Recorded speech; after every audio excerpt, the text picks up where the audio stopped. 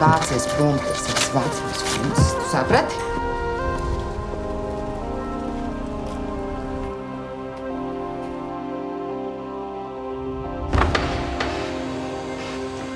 Viņa ir trauma, viņa ir šoka stāvoklī.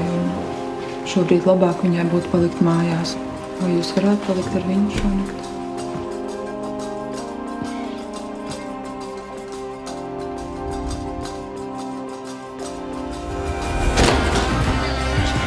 Es tev gribēju pajautāt, vai tu varētu pieskatīt Paulu kādu dienu uz dažām stundām. Kādā sakarā? Es negribu, lai man ieliek bērnamā. Tu taisies Paulu adoptēt? Paula! Kas ar mani notiks? Kāpēc es nevaru palikt kopā ar tevi? Tāpēc, ka es neesmu ne tēvs, ne onkulis Paula. Tad kas tu esi?